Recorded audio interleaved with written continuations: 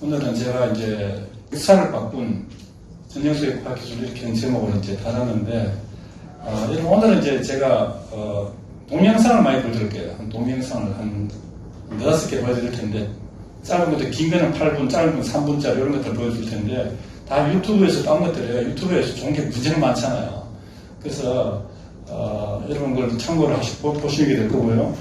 그 다음에 이제 오늘의 7월 강의 내용은 세 번째인데, 세계 4대 해전을 중심으로 과학과 세계 문명의 변화를 이제 보겠습니다. 특히 그리고 이제 이순신 장군의 과학기술을 한상대첩을 중심으로 해서 이제 보여줄 거고요. 그럼 궁금하지 않습니까? 이순신 장군이 아무리 뛰어나도 그 막강하던 왜군을 13척으로 300척을 이겼다는 거, 이거는 눈 감고 싸워도 절대 칠 수 없는 건데 이겼잖아요. 그거 좀 궁금하거든요, 사실은. 오늘의 목차는 4대 해전이라는 게 뭐냐 하는 거고, 그 다음에 그 중에 살라미스 해전, 자유를 위한 싸움, 칼레 해전, 영국의 부상, 트라팔가 해전은 세계 제국 영국을 만든 게 트라팔가 해전입니다. 그리고 한산 대첩, 동아시아 운명을 바꾸다, 그리고 토이 이렇게 하겠습니다.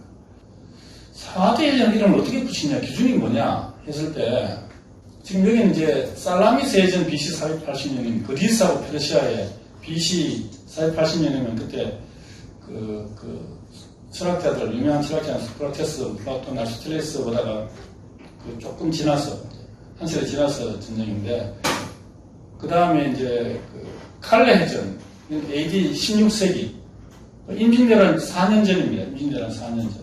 근데 요거는 칼레 해전이 임진왜란과 글씨 같다 보면, 그러니까 요거 칼레 해전이 제일 제가 이제 관심 보는 건데, 그때 이제 최강의 무적 함대, 아르마다라는 거예요. 그러니까 무적 함대, 스페인 함대와 영국 해군이 붙은 건데, 그때 우리나라에서는 이제 이순신하고 일본하고 붙었거든요. 그때 과학 기술을 보면은 어느 쪽이 앞섰는가 보면 알 수 있는데 우리가 훨씬 앞섰습니다. 앞섰고. 그 다음에 트라팔가 해전은 이제 요로부터 한 이제 200년 후에 나폴레옹 시절에 영국도 이제 프랑스가 그때 프랑스가 세계 제국이었잖아요. 그때 칼레 때는 스페인이 세계 제국이었습니다.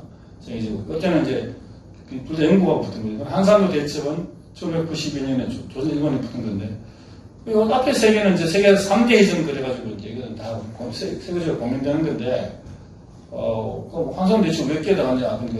일본 사람들은 스시마 해전 1905년에 일본 함대가 이제 최강 러시아 함대를 박살내가지고 한국을 먹고, 그 다음에 이제 중국 만주목한 이제 그때 2차 세계는 이렇게 이제 전에 이제 동아시아를 침략, 그때가 스시마 해전이라고 주장하고요. 미국은 이제 미드웨이 해전, 2차 세계대전을 완전히 바꿔버리잖아요. 미드웨이 해전을 바꿔버리고, 다 이쪽에 보면 기술들이 하나씩 있습니다. 핵심 기술이라는 게 있어요. 핵심 기술. 그것 때문에 그래요. 그 네판토 해전이라고 해가지고, 오늘 이제 1571년에 그건 뭐냐면 이제, 로마, 신생 로마 제국하고, 지금 오스만, 터키 쪽에서는 터키 쪽하고 붙어가지고, 터키가 유럽을 먹으러 들어오는 걸 다 차단한, 그러니까 유럽과 아시아, 터키 쪽에 있는, 그러니까 기독교와 다시 말하면 이제 이슬람의 전쟁이에요. 거기서 이슬람이 차단된 게 레판토 해전이고, 그래서 각자 이제 다르긴 하는데 이걸 합해서 7대 해전이라고 하기도 하고, 근데 이제 우리나라에서는 반드시 들어가야 되는 게 한산도 대첩입니다. 이게 굉장히 중요한 거거든요. 그래서 먼저 이제 살라미스 해전을 보면은 이 세계 몇 대 해전을 할 때는 의미가 있어요. 역사적으로. 첫 번째 제가 가만보니까 약자가 강자를 이겨야 돼요. 약자가 강자를 이겨야 돼요. 그 다음에 그 전쟁을 말하면 세계 역사가 확 바뀌어야 돼요. 그 다음에 그렇게 아주 뛰어난 리더가 있어요. 지도자가 있어가지고 그분의 지략과 용기로 약자가 강자를 이겼는데, 누가 생각해도 저쪽이 이길 줄 알았는데 약자가 강자가 세계에서 바뀌는 이런 것을 보고 이 사람들이 이제 대해전이다 이렇게 하고, 강자가 약자를 이기는 건 뭐 당연한 얘기니까 그거는 별로 의미가 없는 거거든요.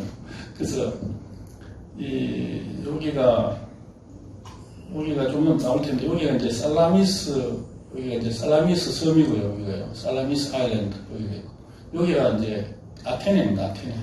아테네 쪽으로 30만 대군을 가지고 들어오면 보면은 이쪽에 테르모필로에서 이제 영화 300 보셨어요? 300. 스파르타 군 300이 여기서 이제 막다가 이제 결국은 다 장면이 전사하고 아테네는 완전히 이제 정복을 당할 때 여기서 그 빨간 게 이게 이제 페르시아 군 천척 되는 1200세 되는 하고 그 아테네 그 연합 함대하고 붙어가지고 이게 박살나는 그겁니다. 그래서 아테네의 테미스토클레스라는 이제 장군이 380척으로 사라미사 해협에서 여기서요 1200척의 페르시아 해군을 격파했습니다. 그러니까 약 3대1로 격파한 거고요. 그것 때문에 이 약소국 그리스 연합이 그때 약소국이었거든요. 대제국 페르시아를 넘어뜨리고 그때 아테네가 민주주의 발전의 기회만 그 아테네가 이제 아테네하면 그 유명한 게 철학자도 유명하지만 아테네하면 민주정이라 고대 나라가 민주적인 제도를 가진 나라가 없었는데 다 왕정이나 이런 이제 전체주의였는데 민주정을 가진 나라가 아테네잖아요. 그래서 아테네가 민주주의가 더 발달하게 되는 그 이유가 있습니다. 뒤에 보시면은. 그래서 이제 이 세계 역사에서도 민주주의를 초석을 다지는 의미가 있기 때문에 살라미스 해전이다.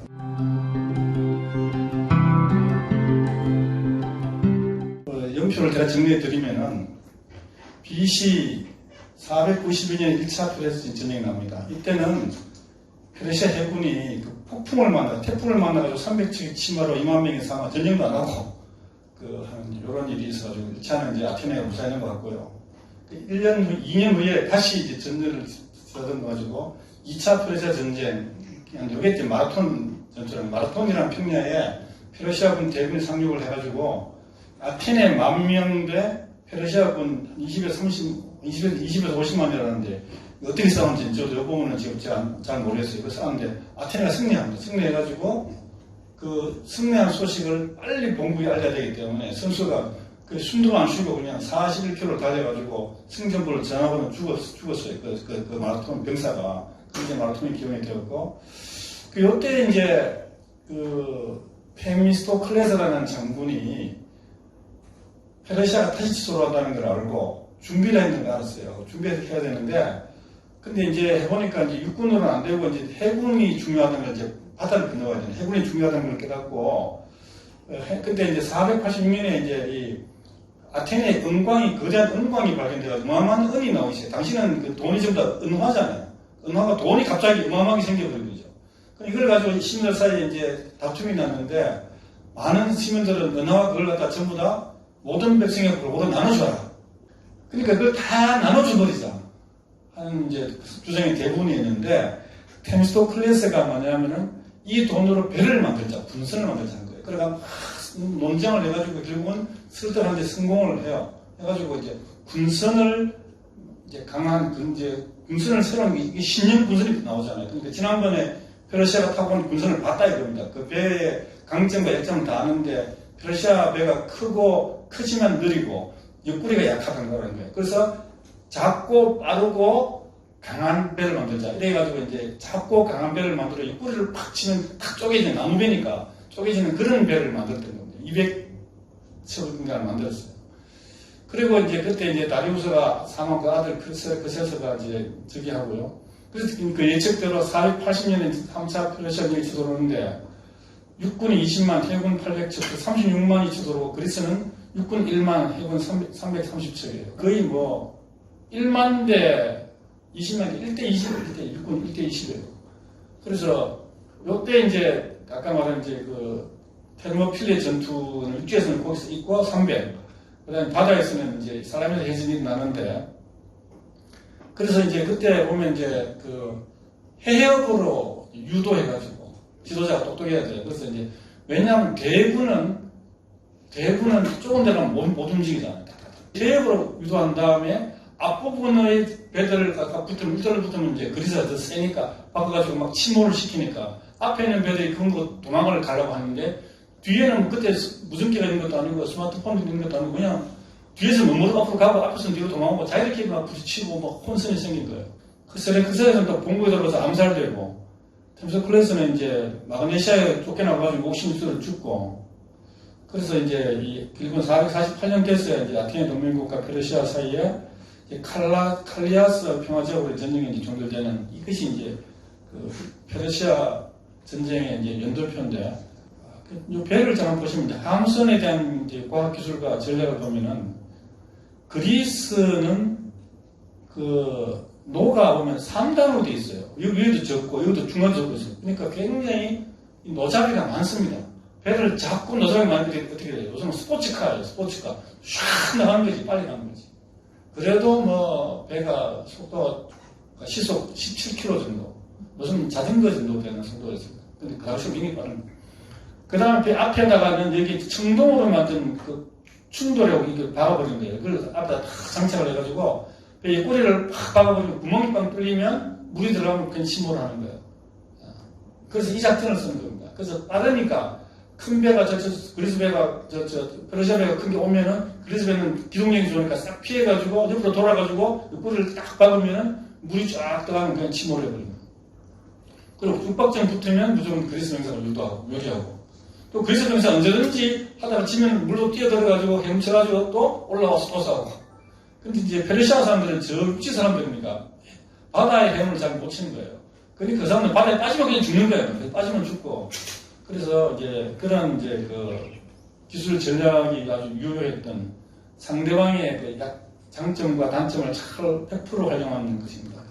그 다음에 이제 여기서 왜 민주주의 발전이 되겠냐면은 이때 이제 그리스 병사들이 프레스에 싸울 때 전 국민이 싸워야 되거든요. 그러면 이제 귀족들은 어떻게 싸우냐면은 돈이 많으니까 말을 사가지고 말 타고 기병으로 참여합니다. 기병.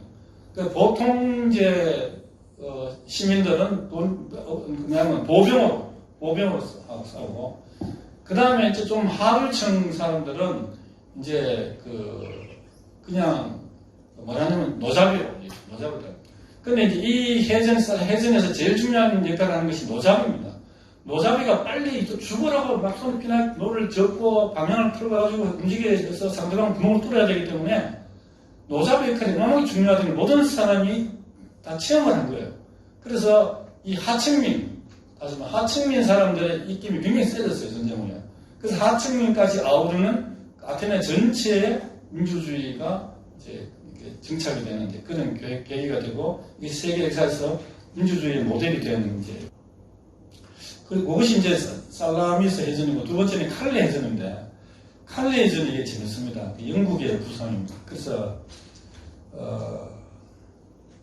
여기는 아르마다의 패배라는 노트북 그 그림이 있는데요. 아르마다라는 게 이제 스페인 무적 함대를 얘기하거든요. 스페인 무적 함대가 패배하는 이제 그런 건데, 이 칼레 해전은 1588년 8월 8일, 팔자가 4개나 있네요. 스페인의 무적 함대와 영국의 함대의 해전이고요. 이 해전은 아시죠? 영국은 성능 좋고 가격이 싼 철대포와 빠른 함선을 개발하여 무적 함대에 물려쳤었는데, 이런 이제 새로운 과학 기술이 있었어요. 당시에 영국은 정말 변방에 허약한 영국이었어요. 육군도 없고 해군도 별로 약하고 아주 뭐 돈도 없고 힘도 없고 아무것도 없는 그런 그 나라였는데 해적해가지고 좀 먹고 살고 하는 그런 나라였거든요. 그 영국이 당시에 세계 그 최강의 어떤 스페인은 뭐냐면은 그 식민지 있잖아요. 특히 아메리카 대륙, 특히 멕시코하고 남미 대륙을 자기들 식민지로 만들어서 그 배가 가서 거기서 어마어마한 금은 보화를 실어다가 계속 가죠. 그래서 스페인은 그때 뭐 역사상 최고로 부유한 나라였습니다. 근데 그 스페인의 그 상선들을 무역하거나 아니면 그 금보를 가져오는 배들을 드레이크라는 장물에 가지고 해적질을 해가지고 뺏어오는 거예요. 그래서 그러니까 스페인이 화가 날 만큼 났겠죠. 예. 영국을 이제 없애려고 이제 쳐들어 가는데 오히려 영국이 스페인을 넘어뜨리고 세계를 지배하기 시작하는 이제 요 때문에 스페인이 몰락한 건 아니고 요 때부터 스페인이 몰락하기 시작하고 영국은 떠오르기 시작하고 하다가 영국이 완전히 제대로 떠오르는 것이 트라팔가 해전. 그때부터는 완전히 영국이 세계 최강의 이제 해가 지지 않는 나라로 가는 입성하는 게 이제 트라팔가 해전입니다. 근데 이 3대 해전이라는 것이 영국을 중심으로 이렇게 만든 거예요. 그래서 이제 유럽 중심으로. 그래서 어쩔 수 없죠. 세계 역사가 이제 그쪽이 이제 그거니까. 그래서 이제 여기에 칼레 해전의 배경을 보시면은 영국의 드레이크 백작이 이제 원래는 백작이 아니었습니다. 원래는 거의 뭐 이 농민의 장남이었어요. 12명 아들 중에 장남이었는데, 이 25살에 이제 스페인 해군의 기습으로 이제 죽다가 살아났어요. 스페인 해군에 모난이 박힌 사람이. 그러다가 이제 스페인 선박 그 후로 이제 스페인 선박 해적을 하기 시작해가지고 큰 부를 모으고 이제 나중에 30만 파운드를 엘리자베스 1세에게 이제 헌납하고 귀족이 되는 이 사람이 드레이크죠. 그래서 이제 엘리자베스 1세의 여왕은 공식적으로 드레이크가 해적제를 한걸 계속 밀어줬어요. 정부 차원에서 밀어주고 그 보물을 뺏어오면 반마씩 나누고 이렇게 했습니다. 그걸 입어서 펠리체 2세라고 스페인의 국왕이 보니까 어마어마하게 열받겠죠. 근데 펠리체 2세가 그때 엘리자베스 1세가 결혼을 했으니까 결혼하자고 청혼서도 보냈는데, 그래서 우리 같이 해서 같이 살자는 게 엘리자베스 1세가 그냥 노 하고 한 바람에 펠리체 2세가 더 열받아가지고 쳐들어가게 됩니다. 그 다음에 이제 종교는 그때 종교개혁을 해서 영국은 개신교고 신교고 스페인은 구교의 중심입니다. 신교와 구교의 싸움이 있습니다. 어마어마한 그런 의미가 있어요. 그런 갈등 이런 것들이 다 합쳐가지고 이제 칼레 해전이 이제 일어나게 되는 거죠. 칼레 해전의 이제 전개를 보면은 스페인 여기 있지 않습니까? 여기가 이제 지금은 프랑스고 여기 영국이 여기 아일랜드거든요. 그러면 여기 이제 도버 해협이 있잖아요. 도버 해협이 여기 칼라이스라는 게 칼레입니다. 여기 도버 해협이 쉽게 말하면 도. 그래서 이제 여기서 무장함대로 출발을 해가지고 칼레에 와서 여기서 이제 몇만의 보병을 배다 싣고 작전은요. 보병을 싣고 여기 가지고 런던에 템즈강 올라가 런던에다 딱 풀어버리면 그때 영국은 육군이 거의 없었기 때문에 훈련도 안 돼 있었고 스페인에 일단 보병만 풀어놓으면 영국은 순식간에 이건 제압당한다. 이게 작전이에요. 너무 간단한 문제고 해군도 당시에 스페인은 무장함대고 이건 어떻게 스페인도 질 수가 없는, 이건 진짜 눈 감고 이기는 이런 게임이기 때문에 펠리치 2세가 얼마나 자신만만했냐면 자기들의 그 전쟁 계획서와 작전 계획서를 책으로 만들어 돈 받고 팔았다는 거예요. 전쟁을 하는데 우리가 몇만을 가지고 어떻게 싸우고 그러다가 책으로 만들어 팔 정도로 방만했어요. 돈만 한 거죠. 그럼 어떻게 됩니까? 항상 약자는 어떻게 됩니까? 약자는 하여튼 젖먹던 힘까지 내가지고 힘을 모으고 돈을 모으고 작전을 짜고 할 거 아니에요. 저쪽에서는 만반의 준비를 하고 이쪽에서는 방심하고, 그래서 이게 항상 큰 나라가 작은 나라가 무너지는 이유가 거기에 있습니다. 그래서 이 해적이라는 것이 배가 빨리 가서 해적질을 하고 빨리 도망와야 돼요. 그러니까 신속해야 돼요. 기동력. 근데 또 해적의 배들은 또 약하잖아요. 그래서 이 드레이크가 그때 이제 엘리자베스 1세가 드레이크를 아예 그냥 장군으로 공식 임명을 해버려요. 임명해가지고 스페인의 무적함대를 대비해서 전쟁 준비를 하라고 공식적으로 임명을 하고 이제 전쟁 준비를 하는데 이 드레이크가 이제 이걸 많이 해봤으니까, 그래서 스페인 함대를 이기기 위해서 어떤 작전을 짜느냐 하면은 고속의 군함을 건조하고 그 다음에 대포 문제인데요. 당시의 대포가 전부 다 뭐냐면 청동기 대포예요. 청동대포. 청동대포는 가 있고 또 철대포가 있습니다. 철대포와 청동대포는 여러분 대포는 뭐지 철대포가 좋은 것이 이렇게 생각할 거 아니에요. 근데 당시의 철은 오늘날처럼 강철이 아니고 선철이었어요. 선철 속에는 탄소 성분이 많아가지고 충격받으면 깨져요. 선철의 최고의 약점은 깨진다는 거예요. 선철로 대포를 만들면 폭격이 폭발할 때 대포가 깨져버려요. 청동은 깨지질 않거든요. 청동은 금이 굉장히 비싸요. 10배 비싸요. 그래서 드레이크가 철공들을 갖다 총동원해가지고 철대포를 개발해라. 그래가지고 철대포를 개발하면은 청동대포 한 대 돈으로 철대포는 10대를 만들 수 있어요. 그 다음 배는 빠르고 이제 민첩하게 만들어가지고, 그래가지고 이제 치고 빠지는 전술 가까이 안 가고 가까이 가서 이제 근접전을 하면은 이제 스페인 무장함대가 백병진이 훨씬 강하니까 가까이 안 가고 대포를 쏘고 오면 도망가고 이렇게 치고 빠지는 전쟁하고, 그 다음에 화공법. 이 칼레에 스페인 부대가 이렇게 가가지고 여기 이제 칼레에 있는 보병들을 태우는데 옛날에 우리 요즘처럼 전화가 있는 것도 아니고 연락이 잘 안 되는 거예요. 그래서 매달 며칠에서 배를 갈 테니까 모였는데 이 보병 장군이 신경 쓰고 이렇게 한 달쯤 지연해버려요. 지연하니까 배는 갔는데 보병은 안 오고 하니까 거기서 얕은 바다에서 군함들이 제대로 이게 정박도 못한 상태에서 한 달 기다려야 되는 그런 상황을 봐요. 지치고 병사들이.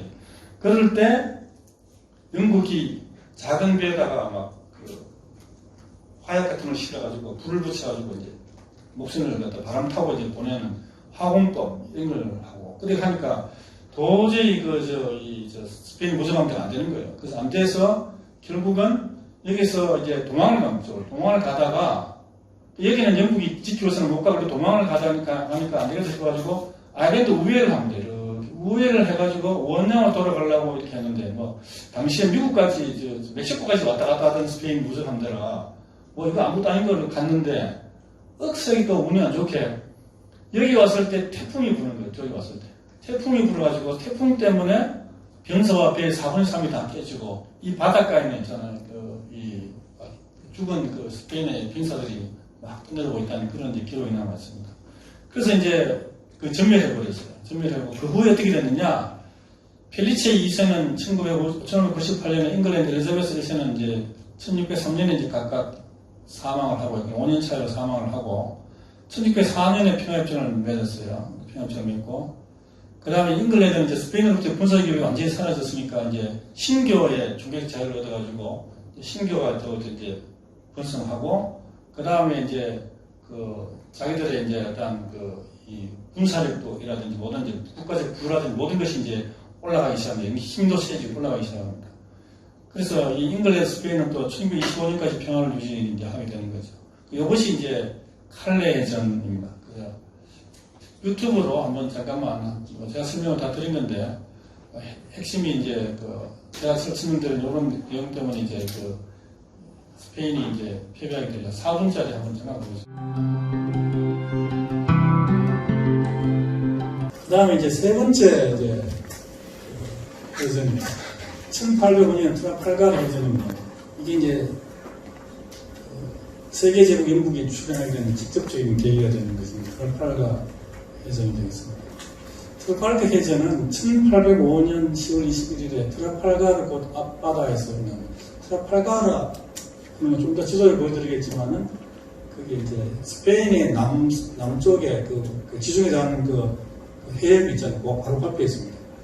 영국의 유명한 해군 장군 넬슨과 프랑스 스페인을 연합함대 당시에 또 이때는 프랑스가 세계를 다 잡고 유럽을 잡고 있었어요. 왜냐하면 이제 그때 나폴레옹이 지배하거든요. 나폴레옹이 이제 유럽 전체를 이제 지배하고 있었기 때문에 스페인은 나폴레옹의 이제 연합군으로 이제 당연히 들어가고 그래서 프랑스, 스페인 연합군대 다시 나폴레옹의 함대 대 넬슨의 함대 이게 이제 재밌는 이제 구도입니다. 넬슨의 27척이 연합함대의 33척을 이제 경멸하는 이제 사건이었고 연합함대는 33척에서 22척이 침몰했는데 영국함대는 한 척도 있지 않은 그런 어마어마한 이제 사건이었습니다. 그래서 근데 또 재밌는 것이 넬슨은 이만큼 상대방을 침몰시키고 전투 종료 직전에 상대방이 소총 한 방에 맞아가지고 죽어요. 이순신 장군이 마지막에 노량해전에서 있잖아요. 마지막에 쫓겨난 노량해전에서 다 이겨놓고 육탄 한 방 맞아 죽잖아요. 넬슨과 이순신을 그렇게 비슷하게 이제 늘 봅니다.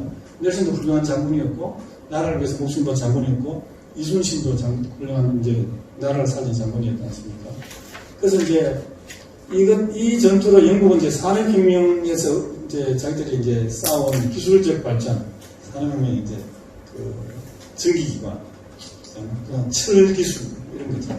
그 기술과 그 다음에 이제 해양 제해권, 전 세계 대서양 전체를 영국이 자기가 이제 잡거든요. 그래서 제해권을 가지고 전 세계 해상 제해권 확보로 이제 세계 제국을 건설하는. 그래서 세계 식민지 시대가 됩니다.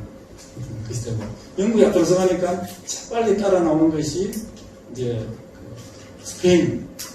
스페인은 사실 영국보다 앞서 나가 있었죠 원래가.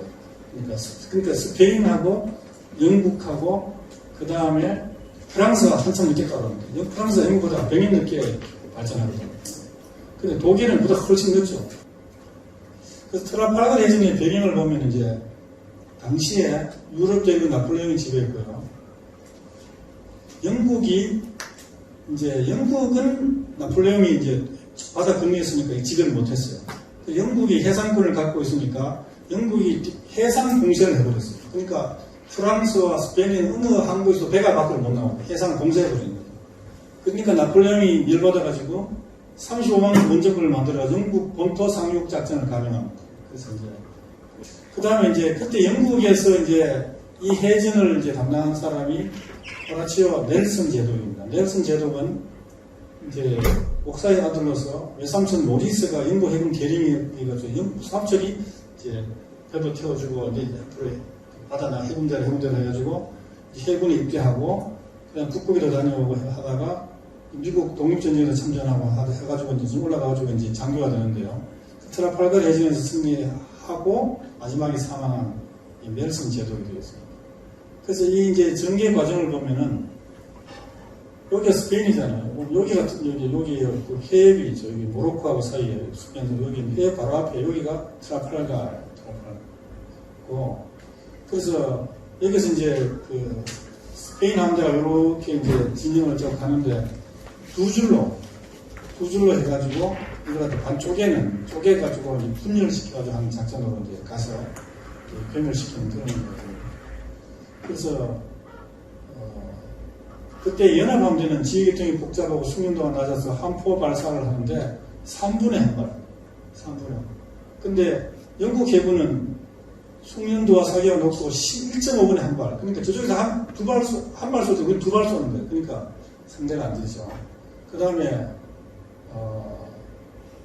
격침한적, 포획 21적, 전사 3,200명이 하고 포로 7,000명, 그리고 제독도 생포하고 이런 대성을 거두어줍니다. 영국 측은 전황 손실 제로 전사 400명 정도밖에 안 되는. 그래서 넬슨은 마지막에 죽으면서 이제 이렇게 이제 Thank God I finished my duty 하고 이제 죽었고요. 그 다음에 이제 트라팔가 해전 그 이후에 보면은 영국이 대서양과 지중해 제해권을 확보하고 세계 제국의 권세를 갖추게 됩니다. 그다음 산업혁명으로 차지한 기술적 우위로 또 전 세계에다가 이제 해가 지지 않는 나라를 만들게 되죠. 그러니까 나폴레옹이 이제 여기서 이제 트라팔가 해전에서 지니까 어마어마하게 일을 받은 거예요. 그래서 영국이 해상 공세에 맞서가지고 나폴레옹이 1806년에 1년 후죠. 아까 트라팔가 해전이 1805년이었으니까 1년 후에 나폴레옹이 뭐냐면은 대륙 봉쇄령을 내립니다. 이게 이제 나폴레옹의 최후의 패착이 되는 거예요. 그러니까 이제 대륙을 봉쇄해가지고 대륙에 있는 어느 나라도 영국과 무역을 하지 마라. 그러니까 스페인, 네덜란드, 프랑스, 독일, 러시아까지 포함해서 이렇게 했는데 영국 교육을 차려가 영국을 고립시켜서 말려주겠다고 했는데 러시아가 영국하고 무역이 굉장히 많았거든요. 러시아가 또 멀리 있으니까 러시아가 나폴레옹을 무시하고 대륙공세 어기고 영국과 무역을 했어요. 하니까 나폴레옹이 드디어 그래서 러시아 침공이 나선 거예요. 러시아 침공이 나는 그 영화 같은 거 많이 나오잖아요. 보셨죠? 보면. 근데 나폴레옹이 왜 그 몇 마리 그 러시아 모스크바까지 병사들 몰고 갔다가 결국은 다 얼어 죽지 않고 다 얼어 죽어요. 그래서 이 러시아 그때 뭐 다 영화도 유명한 영화 무슨 영화지 전쟁과 평화. 네, 전쟁과 평화. 그 영화에 보면 갈 때는 잘 가가지고 이겨가지고 이제 그때 이제 여름에니까 가가지고 그 모스크바를 이제 함락을 하고 근데 함락하니까 모스크바 사람들은 다 모스크바를 비우고 다 도망가 버렸어요. 먹을 것도 하나 안 남기고 다 튀어버리고 다 도망가 버려요. 그러니까 텅 빈 도시에 앉아서 뭐 합니까? 겨울이 오는 거예요. 겨울에 먹고 살기 힘들죠. 그러니까 살라미스 때 아테네를 갖다 페르시아로 딱 들어가니까 한 명도 없어. 다 도망가 버려요. 그래서 똑같은 상황이 벌어진 거예요. 그래서 돌아올 때는 이미 이제 겨울이 돼버린 거죠. 똑똑한 겨울에. 여름 옷 입고 갔던 병사들이 겨울에, 또한 러시아의 겨울에 그러니까 그때 이제 그 교대 잘 대비된 러시아 병사들이 뒤에서 습격을 하고 계속 공격을 해가지고 경멸되고 나폴레옹은 마지막으로 이제 그래 실각을 해가지고 섬에 밀렸다가 나중에 탈출해가지고 다시 지금 권력을 잡아서 마지막으로 이제 다시 자기의 어떤 그 힘을 쓰려고 한 것이 워털루 전투에서 웰링턴 장군에게 대패하면서 완전히 끝나거든요. 그 나폴레옹의 실각이 트라팔가 해전 때문에 오는 거예요.